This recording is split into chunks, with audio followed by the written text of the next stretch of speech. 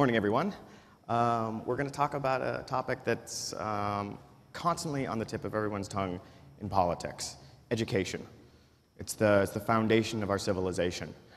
And every time you hear an education panel, we always say, we need to change education. But why isn't the education sector being disrupted by technology as fast as all the other sectors? Well, I'm thrilled to say that we finally have a panel of experts who can help us answer that question. So the first question goes to Joel. You saw the high-level perspective as the chancellor of New York's schools. Why isn't education being disrupted at the system level? Well, first of all, let me say I've never been more optimistic about the fact that it's starting to happen. The work that Sal and Sebastian and others are doing are really starting to pick up steam. So on the one hand, what I want to say is this really is a time when people who are developing interesting apps for things like we're doing at Amplify, this is really a great time to engage. The reason it hasn't happened, I think, is by and large because it's run for a different purpose, and it's a state and government-run monopoly, which in essence doesn't align incentives with outcomes. And so while everybody in this audience is a performance-driven, customer-driven person, in K-12, you said it right at the outset, it's a politically driven system. And so the incentives to innovate are misaligned, the barriers to trying to think about an intelligent mix of human and technological inputs is very misaligned. And in the end, the resistance to change is enormous, and there's no external incentive making you change. So unlike what happened in the music industry or media or so forth, basically people want to sit still, they can sit still. But two things are changing that right now: the adoption of a common core set of standards and assessments aligned with that, and second, the economics of the industry are going to change. So that's why what you see happening now, I think, is enormously encouraging. All right, great. And so, and one of the things I know that Amplify is doing is you're hoping to create standards-based competencies. Talk very briefly about why that's important in what you guys are doing. Joel. Why that's very important? I think, again, two reasons. One, because I think competencies are going to become both what the market wants and what kids want. And so we're trying to drive a change away from the current lockstep model. Everything we're doing on Amplify is built on sophisticated assessment data and analytics, the kind of thing that's been long missing from K-12. And what we're saying is there's no way in the world that trying to move an entire class at the same pace on the same materials and not look at competencies rather than look at progression in a traditional way. There's no way that's going to work. So we have kids now in things like the School of One in New York City, where kids are moving at entirely different pacing and getting very, very different kinds of engagement and excitement out of it. That's where the future is. It's obviously what's happening at Udacity right now. It's a lot of what Sal is driving in his work. And it's going to come to K-12. Will it come easy? If you take away nothing else from this discussion, nothing comes easy in K-12, but it's going to happen. And that's a perfect transition to what Sal's doing over at Khan Academy. You guys have really become masters online of personalized instruction. What is the difficulty in bringing personalized instruction to scale in K through 12? The main difficulty, and that's right, and we think we're just like the top of the first inning in this. I mean, it started with the videos, we have a whole interactive portion, but it's the goal is, and it's a lot of what Joel talked about, is it's kind of nuts to have 30 kids try to move them all at the same time. You could actually differentiate it, and throughout, if you go to ed school, people will talk about differentiated instruction as kind of the gold standard, but there's no economic way of actually doing it. Now we have the technology to do it. All of us are building tools along that direction, and we've been working with a lot of amazing teachers and schools to see how can we get a more differentiated world going on in the classroom. I think the biggest difficulty is it's not the individual actors, it's the system itself. You have a reality where you register right now for an algebra class, And we worked with a charter school in Oakland where there were students, they're coming out of the Oakland public school system, and they're in this algebra class. And it was clear that a good number of them didn't have a mastery of basic arithmetic or pre-algebra. And the teacher knew it. Actually, we gave some assessments, and the teacher said, yeah, some of these kids, they don't know how to multiply decimals. They seem like smart kids, but they just don't have that background. And we said, well, let's let them work at their own pace. Let them build that foundation, so, you know, multiply decimals, adding negative numbers, and then build up from there. And the teacher completely agreed that that was kind of the pedagogically sound thing to do. But the problem was, he's like, look, I have state assessments that are coming up, and they're hitting at set milestones. I'm chartered with teaching an algebra class. And so the teacher had to have kind of this double reality of, yes, I have to help remediate some of these students who have trouble with even basic arithmetic, but then have to kind of go through the exercise of trying to get them through systems of equations or parabolas or whatever else. And so I think that's the main thing is just you have these structural things about students should be working lockstep once you're in 8th grade, and you've gotten through 8th grade not based on competency-based assessments, but based on seat time assessments or kind of social promotion. And I think there's a lot now that we can do to start breaking up these ideas. And fortunately, and I want to get everyone's take on this, how have you found success introducing personalized instruction through technology in the public education system? Yeah, and there's been a big spectrum of them. The first place where we got a lot of traction, most famously, was in Los Altos down here in the valley. And there, the school district was just very open-minded about using us as a tool to, because they recognize, I think, more than a lot of districts, just how big of a spread of students that they had. And we had a pilot with 4 classrooms the first year, and then this last year it was district-wide at 5th and 6th grade, and now they're expanding more. But we're seeing it across the board. We're doing it in public, private, charter schools, and anywhere from Oakland to East Palo Alto to Los Altos. And we're seeing everywhere it's different. Even when you have these structural difficulties, whereas, look, it has to be an algebra class, kids are registered for algebra classes, they have a state assessment in algebra at the end of the year, we're finding that there are ways that you can at least say, okay, we're going to move lockstep, but here's another tool where you can differentiate yourself a little bit more. And then the teacher can get information on where every student is, do focus interventions, or maybe students who are a little bit further ahead can mentor their peers or tutor their peers. And so you can kind of do this in a separate time, maybe computer time or after school somehow. And one more thing I want to follow up on this, and then we'll get to Sebastian. You found something very interesting when you were in Los Altos schools. You found that kids who were quote-unquote failing really weren't failing. Talk a little bit about that. Yeah, and it's great. You know, you see it all around. I mean, the one thing that when I started Khan Academy, I imagined it was going to be for motivated students, whatever that means. But everyone has this kind of image of, you know, the top 20% of kids who are kind of engaged in class or whatever. And probably the most surprising thing in the first year of the Los Altos pilots, and Los Altos is a high-performing school district, but it was used in some 7th grade classes that are essentially remedial math classes. And these are kids, for the most part, some diagnosed with learning disabilities. Many came from less affluent households. A lot of them were English as a second language. Parents didn't go to college. And we were, well, this is like a self-paced, taking control of your own learning thing. How will this work out? But what we saw is if you let those students, and we saw it again in Oakland this past year, if you let these students build that foundation, these gaps that they've been promoted through, even though they didn't know how to multiply decimals or add negative numbers or whatever, if you let them build up those foundations, some of these kids in 2 months, 3 months, 4 months become the best students in the class. And so a lot of what we all associate, and I suspect many of the people in the room, we were the lucky ones to be diagnosed in 7th grade as advanced or gifted or whatever else.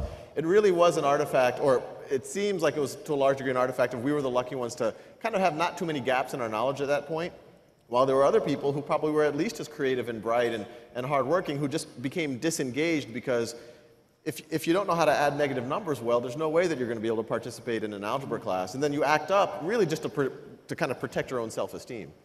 It's fascinating, and that's a perfect transition to what Sebastian's doing, because one of the things that we talked about is that as you bring college-level education to more people, Sebastian, you're finding out that there are a lot of brilliant people in the crowd that didn't necessarily get admitted to Stanford, but still have the capacity to contribute. So talk about how you're doing that in your experience. Yeah, the numbers are staggering. When we launched our first class, Artificial Intelligence, we had 160,000 students signed up, and then we end up stack ranking the on-campus students in Stanford versus the world, and the top 400 students were not at Stanford. And the theory behind this is that our education system is very inaccessible. To get into Stanford, your parents have to do everything right. There's no second chance that you might have. Whereas an education platform like Udacity or others, or Khan Academy, give people kind of a second chance. So we have a lot of students that basically want to get a skill in life that doesn't quite fit with. And are you finding that there are students who can compete or perform as well as Stanford students in the same classes? We find the students that are completely amazing, that we've hired, that others have hired. We've placed about 12 of them already in jobs, that are completely top-notch, that have a CV that doesn't quite fit, that you would, as a recruiter, probably not even touch.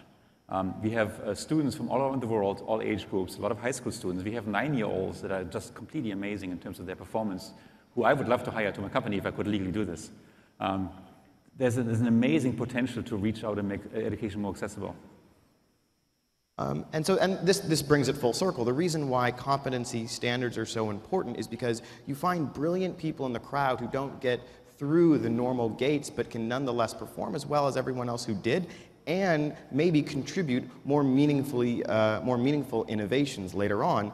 And to bring the first question back to you, Sebastian, how are you finding success breaking through to disrupt higher ed? What are the big barriers? How have you found success? Well, I wish I knew, and this is just the beginning. We're basically half a year old. The most important thing for me has been to look into the pedagogy of learning, and very much led by Sal, I should say, give him credit for it. The learning is much more interactive, much more personal than in the classroom possible. So the vast majority of Udacity students believe that they spend their time much better in our network than in college, the vast majority. Then the best teachers aren't necessarily the best researchers. We have Steve Huffman from Reddit who created a class, Peter Norvig from Google, or most recently Steve Blank is just launching a class right now on how to start a startup company, which you're all invited to take for free. And these teachers are actually fundamentally better than us university professors. I have a 25-year-old guy teaching introduction to physics, and he teaches this better than me. And I taught all my life. I'm very proud of my teaching skills. I think there's an entire discovery to be made about learning and pedagogy that we haven't even grappled with. We're so enthralled in this 1,000-year-old model that a single teacher with a physical voice stands in front of a classroom. And I can prove it to you right now. I mean, as I'm speaking, most of you are probably doing email with your laptops, which is look what you guys are doing. There's a different model of learning possible. When I ask people, how do you actually learn in later life? Like my staff, for example, they don't learn by classes. They learn by being interested in something and then doing something and learning by doing. I think Sal is going to give a demo in a minute showing this really beautifully. So I think the key thing is to really invent pedagogy. Excellent. So let's bring it back to Joel. You were in the trenches of education. You obviously believe that technology can make a dent. What's the first step that you're trying to bring about to start that? And feel free to name the people who are standing in the way. I think the biggest mistake we've made is people say technology can make a dent, but it's not really technology in and of itself. It's whether we can bring technological advances to the space that will empower teachers and engage students. And that, to me, is key. And what in Amplify we're doing is, first of all, providing the data and the information. What Sal says is exactly right.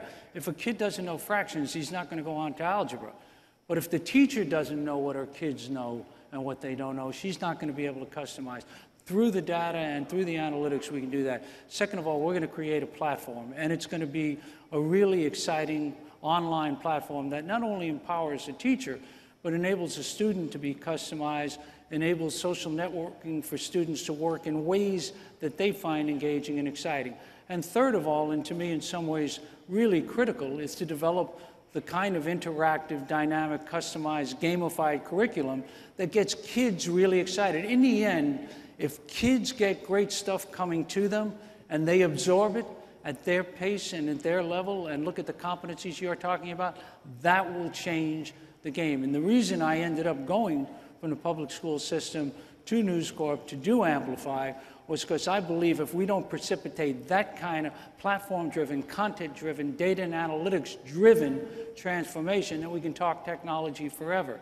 So to me, it's really a three-part effort and something that we're now going to be in the schools in the fall and in the spring in our alpha, beta rollouts, really engaging, learning more from kids and teachers, because if they make it work, it happens. And if they don't, it's irrelevant. So you told me something fascinating when we were talking earlier. You think that we're misunderstanding what incentivizes teachers. Right now, one of the big policies is to just give them a chunk of money, as though people got into teaching for the money. What do you think the best way is to motivate teachers to adopt these? I think teachers are like most people. They want things that they think will empower them, enable them to be more effective, to get excited about the process. And things like rote and lockstep, and even worse, putting a fire hose in the mouth of the teacher and telling her to take a drink of water every day is not going to change the game. Putting a computer in front of a kid in and of itself doesn't make the teacher's job easier. In many ways, it may make it harder, because if that kid is online fooling around while she's trying to teach, it's not going to work. And so to me, what you really want to do is develop product ultimately with the teacher and with the kid in mind, so that the teacher feels she can be more effective, she can get better results, she can help her kids more, and can isolate her time for where she thinks value add. And for the kids, let's be real, a kid who's bored is not a kid who's learning or engaged. And there are things that right now, through games and things that we know engage kids. Goodness, when I used to be walking around the school system in New York, you'd see kids, they'd be on their iPhones playing games. I mean, we can actually change the way we instruct. But as everybody else on the panel has said, we've got a 200-year-old model in America that's barely changed, and it's the only industry where that's true. And so I think the adoption will come when teachers feel empowered and kids feel engaged, and everything we're about is to make both of those things happen. So I'll continue on that. What was the key? Because there are a lot of companies out here who want to break into the education space. And obviously teachers are one of the gateways. How did you approach teachers? What did you learn that they needed? How did you find success working with them? Yeah, and it's still a ongoing discussion that we even have in our own team. I think what allowed us and some of the folks on the stage as well to get traction where there hadn't been traction before. A lot of the ideas we're talking about are very, very old ideas. I mean, as soon as the radio came out, oh, we can use it for education. We'll put good instructors on there and teach. TV came out. Okay, VCR, now it's on demand. Now we can definitely do it. And it never quite happened. And even the internet, there were many attempts in the late 90s to do along these lines. And I think what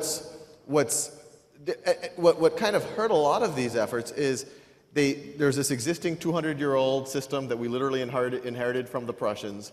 And they said, okay, how do we fit this thing into it? And all of us went to school. I remember in school in the 80s, there were computer labs there, but we would go there for once a week and learn how to type or use a spreadsheet or something. And Oregon Trail, a little Carmen San Diego never hurt. But it wasn't used in any substantive way, and it definitely wasn't used in any way to impact the actual 200-year-old curriculum. I think what has allowed a lot of this recent bout of activity to occur is, including Khan Academies, that a lot of this started outside of the traditional system, and it was very grassroots. There wasn't a legislator said, thou shall use Khan Academy or Udacity or whatever else. It was done word of mouth, people told people, students told students. It was student-led. Hey, this really helped me. This is really giving me the intuition. This might work for you. It was parent-led. And then, a lot of these teachers are also parents and students themselves, and they do want what's best for their students. So they hear about these things, and we hear stories every day, and then they start telling the students, and they start getting the change from below. So I think it's really about this wave is a much more direct to the students. We didn't have to go through the traditional top-down gatekeeper approach, and it's really a groundswell of teachers, parents, and students making it happen. So a contentious question, is Khan Academy replacing teachers? It's doing quite well. Yeah, no, and it's a good thing to bring up, because whenever people think about virtual anything, they always think of it in contention with the physical anything. So, Amazon.com, Barnes & Noble's, okay, one might replace the other one. In education, I think that's absolutely wrong. I think, I have very young kids. I imagine them going to a physical school. But the physical school I want them to go to is not one where there's boredom going on. The school that we all, you have an amazing teacher out there, but we're all learning at the same pace. We're looking at the clock, waiting for time to pass. The teacher has this hard job of looking at a room full of, slightly antagonistic blank faces and trying to figure out where the not this room, but and trying to figure out where the students are. And I think for both the student and the teacher, I hope that the reality, because of all of the tools we're talking about, and even ones that aren't on the stage, we get to a more human level. And the irony here is, I think the reality all of us are talking about is not some type of Vulcan or Borg reality where kids are just sitting on computers all day and having information plugged into their brain. It's actually a reality where at their own time, at their own pace, they're doing a lot of stuff on these type of platforms. They could be doing it on the bus, they could do it on home, they could do it on vacation, even some part of class time. But then what that does is it frees the teacher from having to give this one-pace-fits-all lecture. And it doesn't, in my mind, it moves the teacher up the value chain. It lets the teacher lead the projects, do one-on-one interventions. A lot of the data analytics we're talking about is how do you optimally get a student from point A to point B? Oh, that student's struggling. Let's pair them up with other students. Let me do a very small focus intervention while the rest of the students are still stimulated. So in our mind, everything we try to do is how can we empower teachers? How can we make them more valuable? How can we move them up the value chain? And all of the teachers who've worked with us in Los Altos and in Oakland and a lot of the charter schools out here, they feel kind of more stimulated, more alive. They feel like it's really kind of they're teaching more. So then let's end it with higher ed. Now I'll reveal a personal bias. Now I see technology as more replacing higher education because that's the typical higher ed model. You have a lecture and then you go home, right? And that's pretty much the only interaction you have with the professor. So is what you're doing, Sebastian, are you in some ways replacing higher ed? I would never use the word replace in public. I would always use the word enhance. There isn't anyone here, it's just us talking. But I want to give one data point. One of the things we've been doing with Udacity is go to employers and ask them, like, what do you care about? And whom do you want to hire? And there's a myth that the degree is, and the pedigree of the degree is the determining factor. But more and more, we find companies that say, no, we really care about great talent. And if the people are awesome, I prefer this over the pedigree in itself. It's just one of the signals. We have about 350 companies signed up right now. If you're a startup company looking for talent, drop me an email message. We've placed about 12 people in jobs. The signs that we look for when placing people in jobs is not just the academic performance, it's also the social performance. So we find people in the Udacity network who are super interactive and help other people. And these are the people that end up performing better in jobs than the ones that are academically just great. In the conventional higher education system, we have a word for collaboration, and that word is cheating. If you collaborate, you cheat. In the corporate world, you want people who are collaborative. So I think there's an entire shift going on to use platforms like Udacity and others to really understand the labor force better. And there's now an entire opening to great talent that didn't exist before, that doesn't make it through Stanford and MIT, and is still amazing and can reach companies. And so, I guess we'll tiptoe around that. In a world where people use Udacity, and there are competency-based assessments that can get around the traditional degree, can people just learn from a Udacity and not have to step foot into a traditional college? There's and still be prepared for work. I've received emails from parents saying, should I send my child to Udacity? And I say, well, be careful. We are still in an experiment. But I can see that there's going to be a vast segment of students who need higher education who, for financial reason or lifestyle reason and so on, can't access the existing system. Many of them go to what I would call shady for-profits that charge them a lot of money. In fact, we all know that the collective college debt is now $1 trillion, and it's exceeding housing debt and credit card debt. So my hope is, my aspiration is that we give these people a path, give them really high-quality education right now for free, for really a fraction of the cost today, and give them a chance to do this throughout their lifetime. Right now, we chunk education with this bizarre 4-6 year window when you're very young, and then we think there's no education needs afterwards. A vast majority of our current students are actually people that are young professionals that want to learn, for example, web development skills or mobile skills or startup company creating skills. So at some point, I hope that this is going to work. Excellent. Okay, so we're just going to wrap up. So, Joel, I know that our audience can start getting involved in Amplify right now. So we'll just conclude on that. How can they get involved? Well, two ways. If you'd like to join us, go on careers@amplify.com. We're hiring and hiring big. And second of all, we'll be bringing our Android platform, alpha and beta, out in the next several months, and we're going to be looking for a developer community to support the platform. I think it's going to be optimized for the educational space in a way that nothing has been before, and I think it gives people a great opportunity, and we hope you join us. Excellent. Well, I want to thank the panelists for joining us, and those of you at home, I hope it was an informative conversation. you.